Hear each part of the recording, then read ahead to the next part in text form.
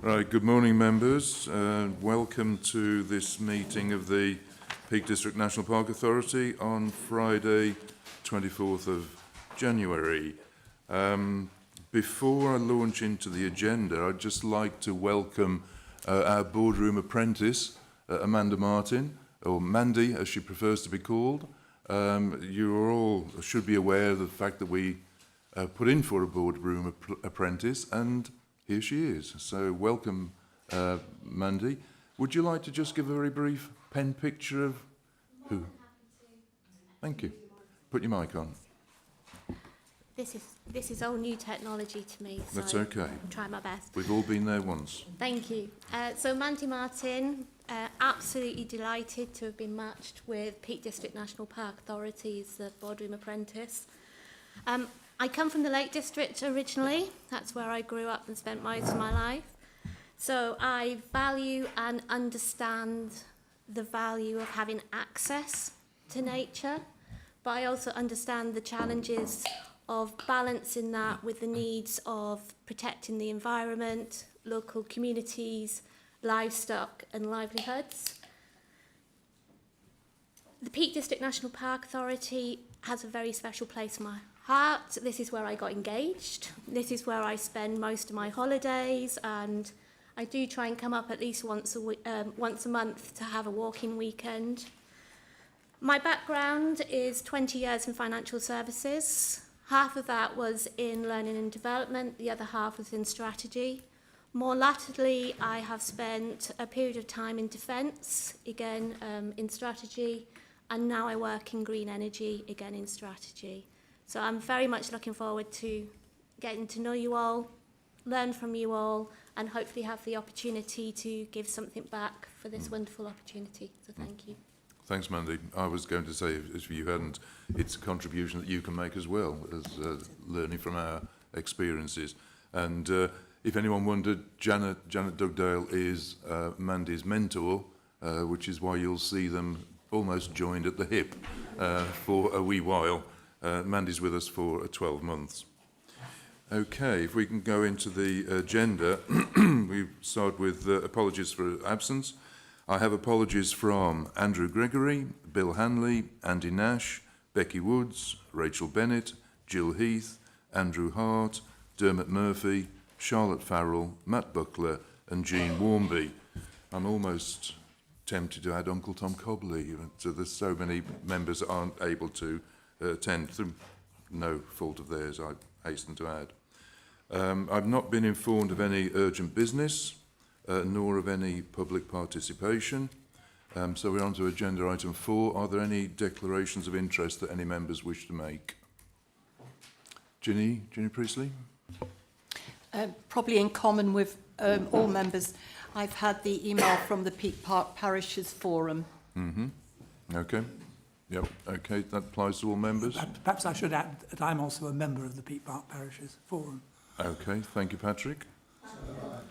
And Martin? And Kath Potter as well. Okay, thank you. If we move on then to item 5, which is Chair's briefing. It is a brief briefing, I think, not least because Christmas and New Year have intervened since our last meeting in November. Back in November, with the Chief Exec, we met with Barry Lewis at Derbyshire County Council, principally to discuss issues around his role on the East Midlands Combined Council Authority, things to do with transport, with his rural brief, and with the visitor economy. Those are the kinds of things we were discussing. Later in November, I've had meetings with National Parks UK, a planning meeting for the board meeting which took place on the 6th of December. Excuse me. That National Parks UK meeting received presentations of an overview from English National Parks, well, from UK National Parks, I beg your pardon, though there was a rather Anglo-centric focus with some of the issues, but presentations on nature, on climate, on diversity, excuse me, and on communications and branding issues that are ongoing and you're aware, for example, that the NP UK, National Parks UK comms unit is led from here by Phil as our chief exec. On the 16th of December, in common with a number of organisations, I attended the 75th anniversary celebration of the 1949 National Parks and Access to the Countryside Act, which took place here, and we were fortunate to have present the grandson of John Silkin, who had driven that legislation which hit the statute book in 1949, and he was able to both give some insights into his memories of his grandfather and some insights into the developments that have occurred subsequently. The only other thing that's happened this side of Christmas, from my perspective, as chair, has been a meeting that I had with William Lord Burlington last Tuesday, I think it was, with James Beresford, our deputy chair.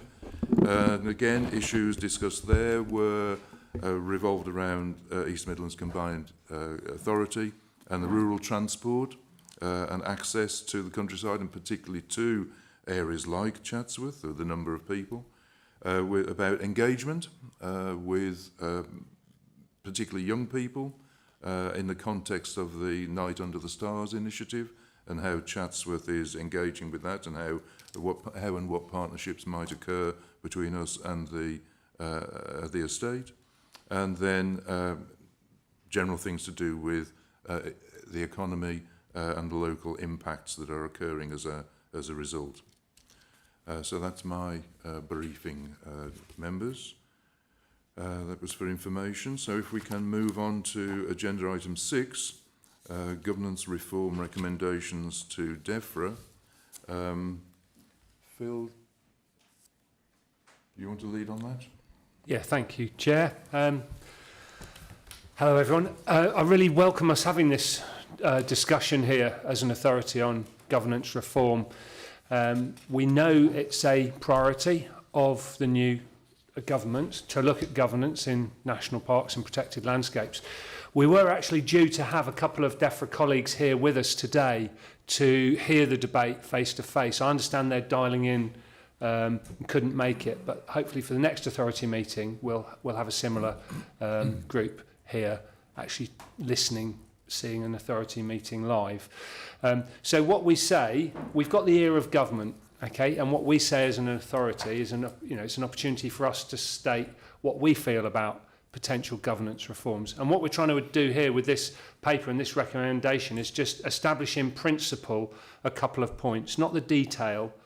The principles being proposed here are a reduction in the size of our membership and a change in the way members are appointed to allow the members to reflect more the diversity of the people who use national parks. We're not saying what the size should be, we're not saying what the mechanisms for appointment should be, because really that will be for government to set out their proposals back to us, and in fact we're not in control of those things now. It's set out in legislation and regulation as to how members are appointed and how many there need to be.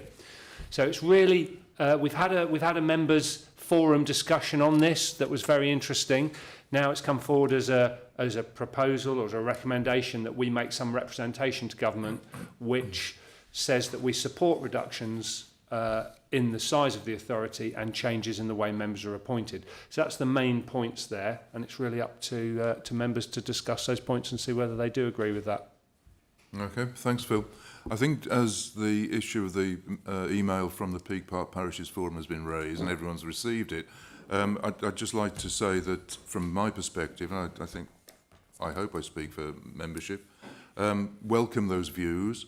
But I think what we are looking at this stage is establishing the principle of engagement with government, and not least so that we can, as it were, ensure that our wagon is hitched to the government horse, and that we have some input to any discussions and debates that might occur on the back of this kind of initiative.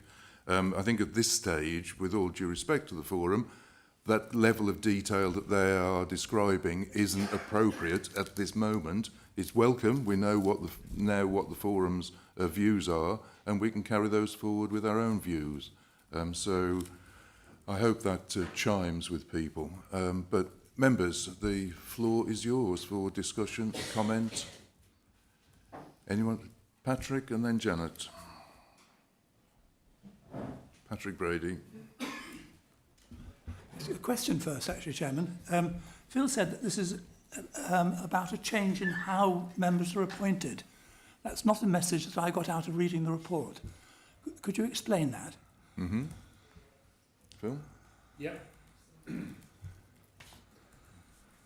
I think if there's a reduction in the number, there'd also have to be there'd have to be a change in how they're appointed, because at the moment it's really set out how many different groups appoint. But there's also something more broader that we've discussed, which is that if we go through the current mechanisms for appointing, if they continue, we're likely to continue with the kind of diversity we see and have historically seen on the membership. So a change in the way that members get appointed could change that. And there are various ways that could be changed. We're not saying how it should be changed, but we know, for example, in other national parks, the authority itself can appoint members. In Scotland, for example, that's a mechanism that exists. So the changes could be that the authority has some members that it appoints itself. It could be that there's different instruction given to appointing bodies in the way that members are chosen. At the moment, you have to, if you come from a local authority, you have to be an elected member of that local authority, for example. So these things are all set out. So there could be changes there that allow a more diverse group of members to be appointed. Okay.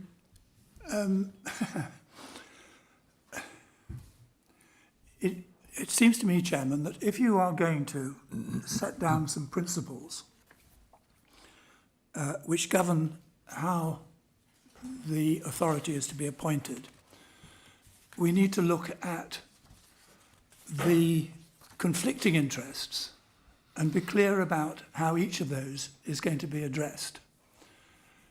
If you pick out one element, such as diversity, and do not then understand how the rest of the interests are going to be accommodated, I think we're going to get into some difficulty. Look, there are 4 principles, or 4 bullet points at the end of this report. The first 2 I can fully support, so anything I'm about to say is in the context of supporting both of those 2. I don't particularly like the idea of co-opting to the authority, and I like even less the idea of self-co-option. I am unclear about how accountability works with self-co-option. Each of us here around the room has an accountability to our own appointees. I'm really not sure how that fits in with self-co-option, which in itself doesn't guarantee diversity, and which actually in the wrong hands, and believe me, the wrong hands do come up occasionally on these occasions, actually could be misused. But what I'm less clear about, even than that, is what we have in mind with this co-option. If we're simply going to co-opt one person, at best, that becomes some sort of tokenism. If we're going to talk about 3, 4, 5 people appointed for reasons which at the moment are not entirely clear, that means that we are going to be seriously at issue with the second bullet point in the email, which is the suggestion of reducing the size of the authority. And when you do that, there is a clear consequence, because if you're going to reduce the size of the authority and add 4 or 5 people in that kind of way, something has to give. And it is entirely unclear in this what we think is important and what we think is unimportant in terms of what has to give. And in that context, I think although I don't entirely agree with all the points made by the Parishes Forum, the general message of the Parishes Forum is one of those things we need to think about. When you had your discussion on the 8th of November, and I apologise, I couldn't get there. I was making myself ill on the way back from Madeira on an aeroplane at the time. But when you had that discussion, we were actually in a different environment than we are today. Because since then, Angela Rayner has produced her broad principles for local government reorganisation. And that's going to have a profound effect on this authority. Because we at the moment, for example, have 2 members from Staffordshire and 9 members from Derbyshire, all appointed by local authorities.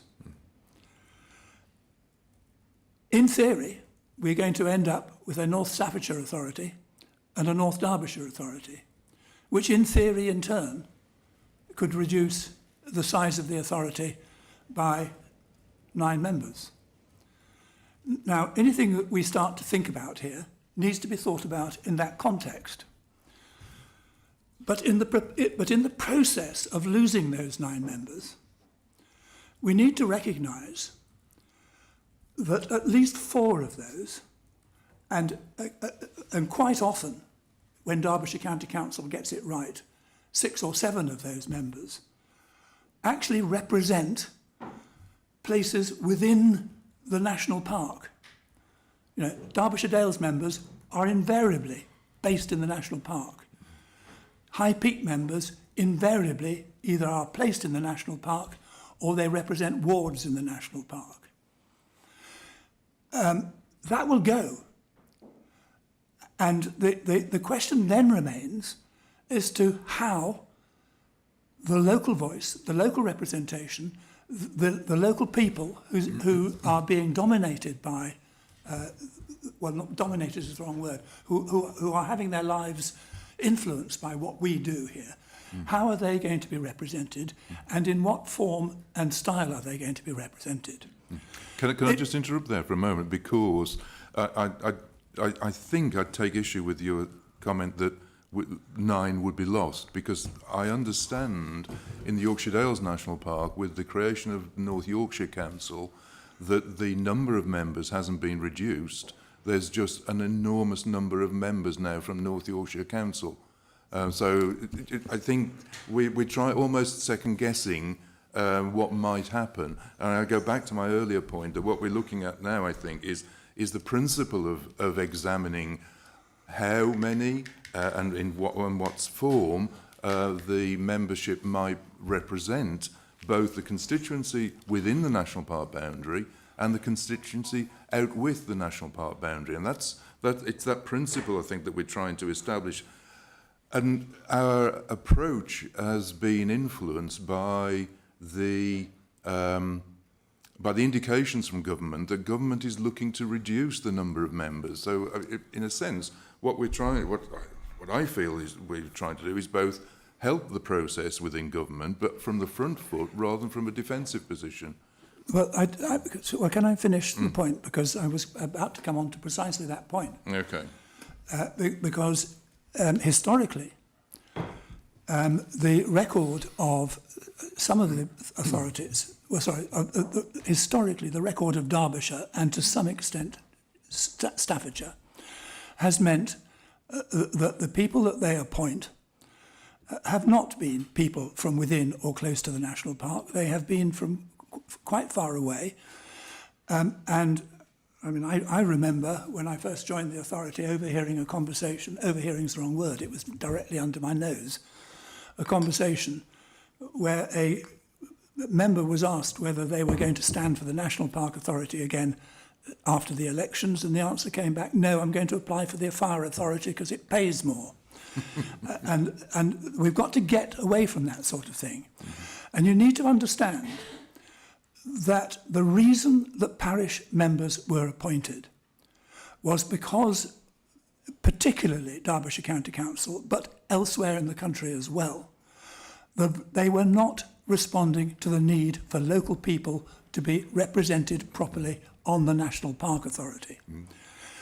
And there has to be, in the principles that we send to government, a clear statement that apart from the need to address diversity, we also need to make sure that we maintain in the system that local voice on the National Park Authority. Because without it, it's not just about local people wanting to be represented.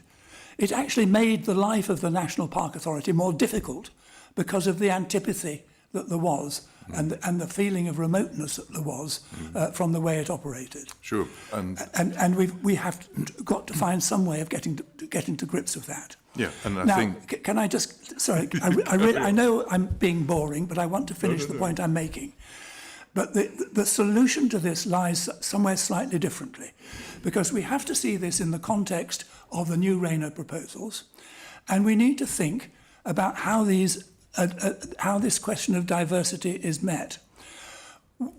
The obvious solution is going to be through the appointment by the Secretary of State members, or a category of member that is appointed in some way in that sort of direction. And the opportunity that is provided by the Rayner reforms means that there is a case here for putting together a clearer package with clearer principles which encompasses all sides of it and just doesn't concentrate solely on the issue of diversity, important as that is. We have to understand the other principles, and we need to understand why we think each category of member is on the authority and why they should be there, because we're all here for different purposes, and we need to reconcile that. And I don't think those two things on their own answer those questions. And I'm sorry I couldn't support a letter going off in those terms at the moment without a lot more understanding and discussion. Okay, thank you, Patrick. I mean, certainly from my perspective, I'm aware that the longer that letters are that go to central government, the less note is taken of them. And what I felt the letter was doing was establishing our position. We're supportive of some general principles, the details of which would be hammered out much later. And I don't think there's anywhere in those letters that in that draft that suggests that we're abandoning local representation. In that case, why not say it openly and saying we're supporting it? Because I'm speaking for the chief executive, and I don't wish to. But I think that what we're doing is identifying those areas that we wish to examine. We're not detailing all those areas that we don't wish to examine, if you like. But we'll move on. Let's hear what other members have to say. Please, Janet.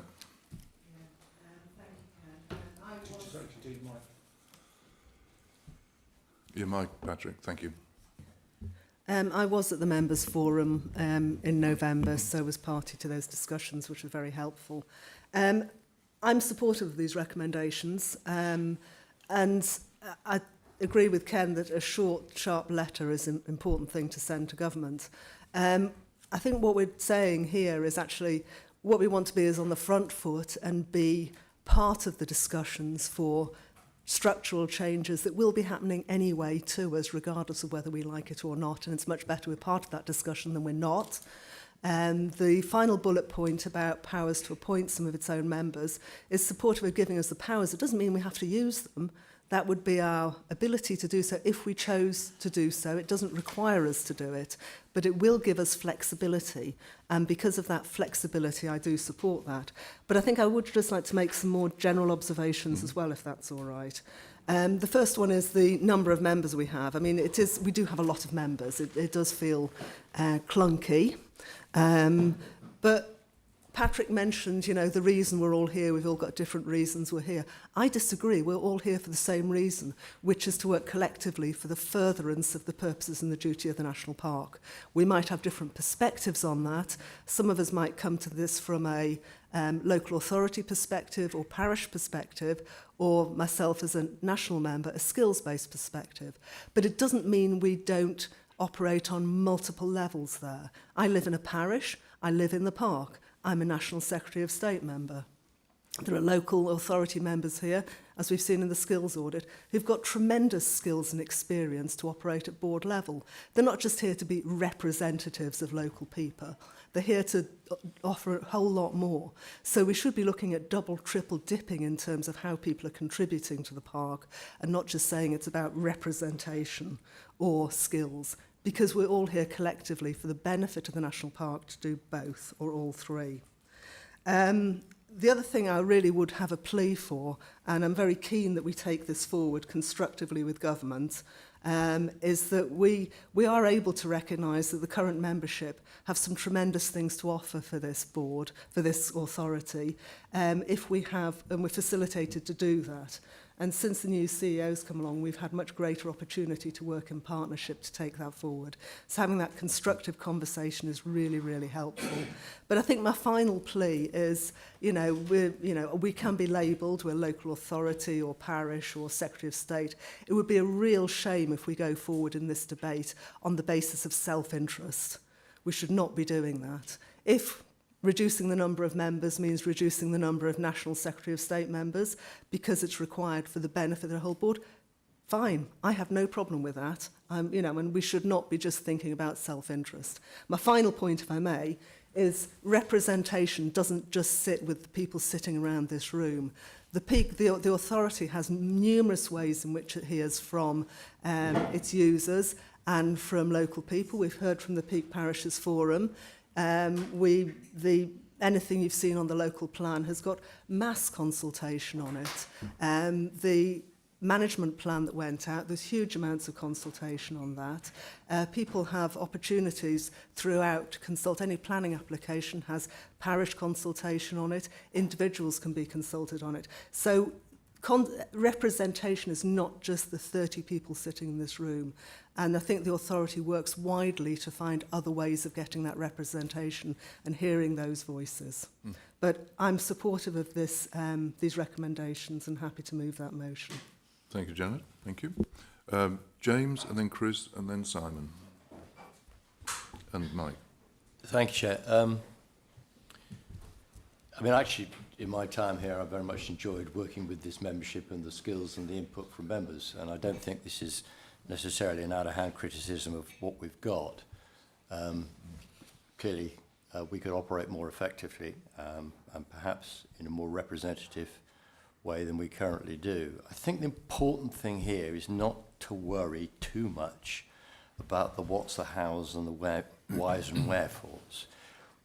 I remember going not so long ago to the National Parks Conference in Newcastle, and all national parks were criticised unfairly, principally from the Campaign for National Parks, that it's our fault that we are how we are, that it's our fault that we're white and old and so forth. It's our fault. Well, actually, as is clear from this paper, it's how we are set out by regulation. It's not our fault.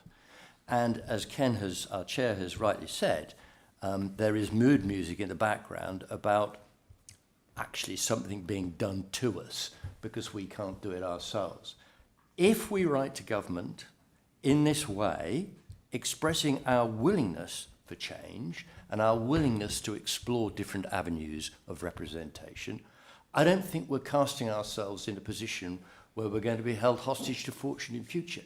This is about us showing we are willing to do something, and that casts us in a right and proper light with government. So I don't think we should hold on for the tectonic plates of politics that surround us vis-a-vis that which Angela Rayner may or may not apply in this part of the world, because, as I understand, the priorities are for the southeast, and we might be waiting a long time before we get unitary authorities in this part of the world. We might not, but that's not the point. I think we need to strike now before decisions are made to us without showing our willingness. And I'd send a letter, however short, however long, I'd send a letter indicating our willingness and saying that these are some of the things we'd be prepared to consider. That's all we're saying. We're not recommending we want this, that, and the other. We will consider these things. Thank you, James. Chris. Thank you, Chair. Chair, I just wonder if there is a minimum size, and particularly I'm thinking about planning. Is there a minimum size for the authority to ensure that it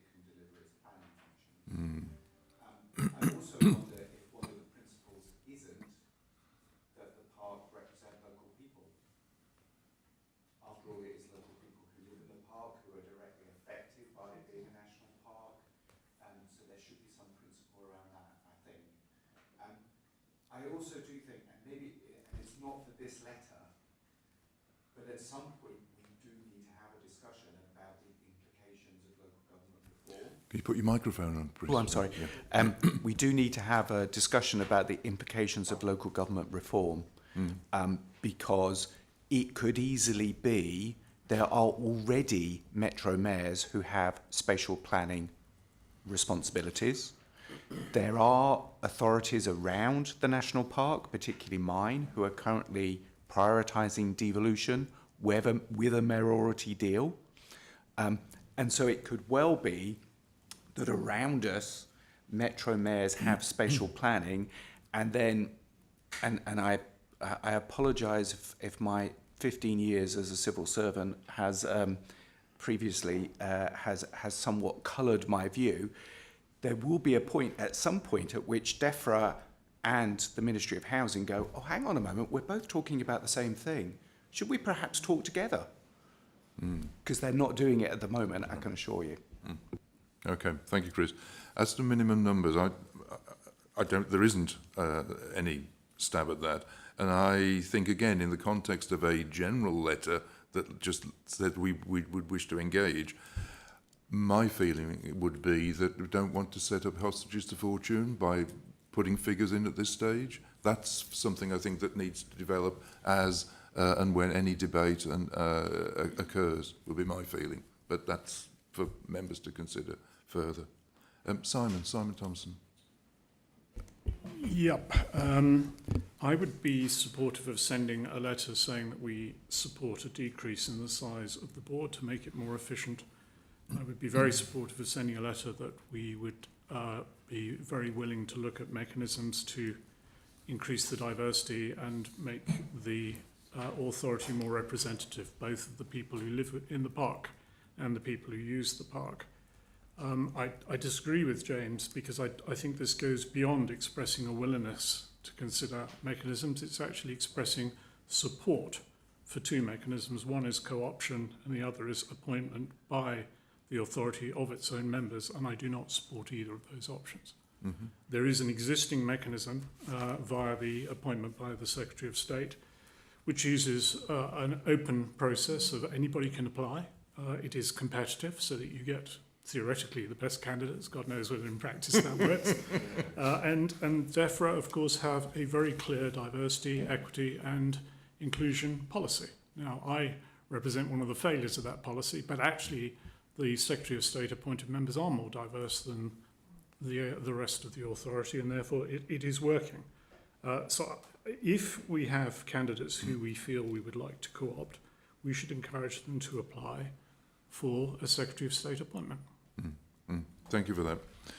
I take your point about the DEFRA appointment process, but I think we have to acknowledge that there have been interviews in the past for Secretary of State candidates, and there have been recommendations made that have then been refused. So it's 6 and 2/3 in some respects, I'm afraid.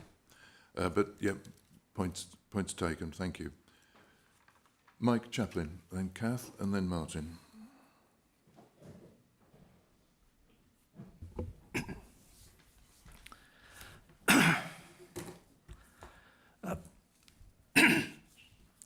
When I first read this report, I was taken aback because it didn't reflect my memory of the discussion we'd had back in November. And I do remember concerns being expressed, particularly about the planning function that we have, which is a statutory function, that if we have a reduced membership of the park overall, we would almost certainly then have a reduced membership of the of the planning committee, sometimes numbers can fall, particularly due to bad weather. I mean, today we're 11 people down in membership, and certainly I was keeping an eye out on the weather as to whether it would be safe enough to to travel across to meet here today. But at least with the planning committee as it is, you can feel fairly safe that those decisions were made by that, if you like, relatively large body. Was it 10, 12? You can go up to 16 people, and sometimes they're done by 12, but it's still a reasonably substantial number. And I feel that on the whole, those decisions that are made at planning committee are safe. I mean, I've sat on a number of bodies over many years, and you will always find that there are some people who cannot maintain or sustain interest or give 100% to a body. There will always be those, and if you reduce the number of this body, you will still, I believe, you will still find that there will be a number of people who will struggle to give the authority 100%. It's in the nature of us as human beings that that these things will happen. Like Patrick, I just really worry about what we're asking for here. I mean, I do not have sight of the letter we intend to send. It would, yeah. I would like to see more work done. I would like to see more understanding of the existing representation that we have, and where you could make an impact with diversity. I agree with the point that that you've made, that we should have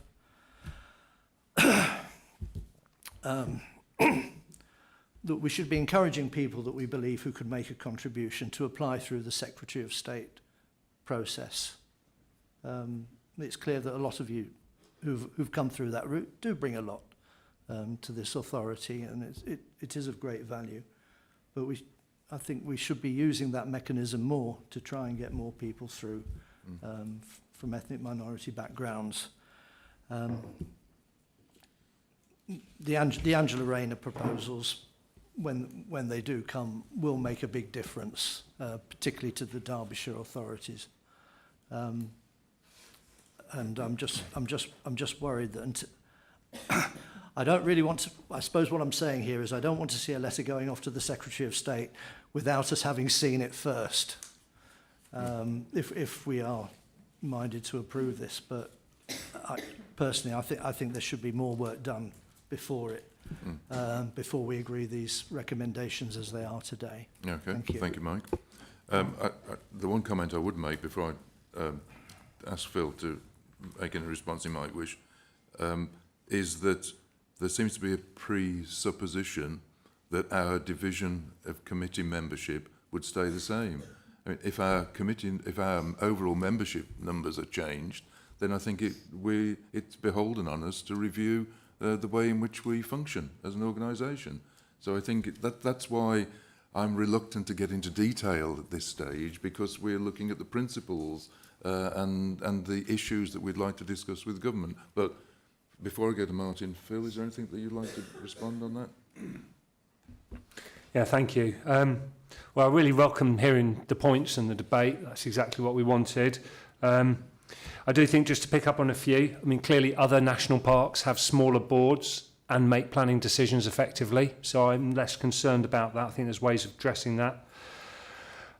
We have also seen other local government changes reducing the number of local authorities feeding into national park boards, but the numbers of members staying the same, just allocated differently. So I'm not convinced whatever changes may happen in local government would necessarily achieve a reduction. Plus, I do think the changes are going to be potentially a long time in coming, and I think the DEFRA will push ahead with governance changes before that's kind of flushed out and we see what that looks like. I think the past paper I wrote for the Members Forum did cover quite a lot of how members have got here, the existing mechanisms. I'm not sure I could say much more on explaining that. I've clearly explained the mechanisms for how people get here. And as James said, it's nobody's fault.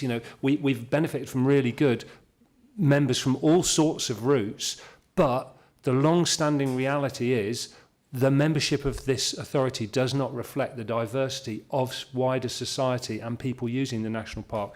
And it's not just ethnic diversity as well, it's age, it's disability, and all sorts of other factors of diversity as well. So if we don't change, I think our current mechanisms will mean we continue to have the lack of diversity, which both, you know, opens us up for criticism, but also this is a national park for the nation, and decisions should be made, yes, to reflect those people who live here, but also for all of the people, the millions of people who need to get the benefits of this national park. So I support some kind of move to change. I do understand it's controversial, you know, and difficult, and I understand it's hard for a board to voluntarily reduce its own size. So I get that there are those kind of tensions. I think my view is we send a letter, it still has to be drafted, it can come back to members. The current recommendation is for, you know, anything to be agreed with the chair and the deputy chair. But we do also have another authority meeting coming up relatively soon where we could bring something forward for more discussion. And I do totally get the points that we don't want to argue for a reduction in members and then bring a load more in through co-option. And I get the points about, you know, if it's a small number of co-options, it can be tokenistic. If it's a large number, it can counter the need to reduce the size. And also the current mechanisms for co-option means co-opted members can't vote anyway. So although you hear a voice, they're not necessarily making decisions. So I do think, you know, that there's a lot in there. I think the summary is the points I might draft are I would still be talking about a reduction in size, and a need for more diversity. I get the, you know, I don't know, I think it's going to have to probably come back to members, because I think there's counterpoints even. I don't think the members are agreeing amongst themselves as to what we should do here. Thank you, Phil. Sorry, I overlooked Kath Potter and then Martin. Well, I think it's a bit pointless to have to what Phil has said, that you're going to Can you put your mic on so that people dialing in? Yeah, I think it's a bit pointless me going to say after what Phil has said, he's sort of brought it to a close. And Well, it wasn't the intention. It was really to inform further discussion. If points that you wish to make. well, I was going to recap on the history and why we have the membership we do. I've been on 30 years, but I'm very concerned that I hope we're not restructuring for the sake of restructuring. It was Sir Patrick McLaughlin, who is now Lord McLaughlin, who instigated parish representation in the 1995 Environment Act. And that was because there were so many complaints from the local people that they felt they were being excluded at the expense of people from outside the park getting the benefits. I think I'll stop there. I've got loads of things that I'd written down, but I think the other things have really been covered. Okay, thank you, Kath. Martin Byrne. Right. I was at the Parishes Forum meeting, which which formulated the letter. It was drafted by Peter. I'm not. I think a reduction in size. Okay. I think there are opportunities to reduce the size of the authority. I am concerned over planning, and the fact that what I hear out on the ground is the distance of us from the park at large, both visitors and residents. Therefore, I would want to see any changes in the way that members are appointed to be an open, transparent process, so that, and as has been said, anyone can apply, and also to make sure that we do not fall into a democratic deficit, which, well, if we take one mayoral authority, which has been abolished by vote from the people, if it can, some of these things can go wrong. So I would want to see this, see further discussion on this, and for the letter to come back to the authority before it is sent, and it is sent with the with the imprint of the authority rather than the chief executive. Okay, thank you, Martin. James Beresford. Yeah, I think it's the chief executive has taken us to a point of conclusion, I hope. It strikes me that if you look at paragraph 3.8, where there are 4 bullet points, it is the first 2 bullet points that we're all agreeing to. That's what we're agreeing to. It's the second 2 bullet points have slipped into the how, and maybe we shouldn't, given the concerns around the table. It might be worth referring to some of these things that other national parks are indeed looking at and have adopted. And we could say those are things that are being discussed elsewhere rather than that we are recommending them. So I think we should possibly do that. And I do think, yes, slightly reluctantly, but I agree that we should see the letter again because I think time is not on our side and we need to send a letter off as soon as we possibly can. Okay, thank you, James. Patrick, and then Ken, and then I think we'd look to draw this to a close, if we may, members. Chairman, can I just reply to Janet and say I was not in any sense acting in self-interest. I rather resent that comment, if I may say so. Acting for the population of this national park is not self-interest. That's what I'm interested in. And I'm afraid I still fail to see why 3 simple principles cannot be adopted in any letter we send to the government.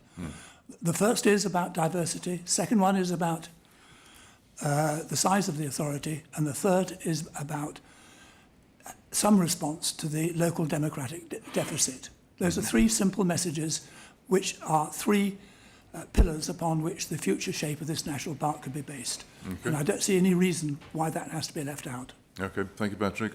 Comments taken on board. My feeling was that I thought Janet's comments were general rather than specific, but... Yeah, I'll just like to note, first of all, I apologise if you took it that way, Patrick. It wasn't meant that way. I'd written my comments down in my book in advance of actually coming to this meeting, and I do believe that we as a board should be acting with the interests of the national park, principally, rather than our individual positions. And it wasn't targeted at any individual in the room.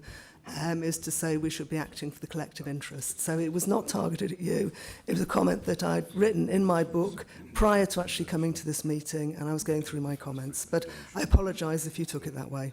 You don't need number 2. You don't need it, okay. Thank you, Janet. Ken, final... Thank you, and first off, apologies, that is the worst car journey ever, but I got here, you know. Oh dear.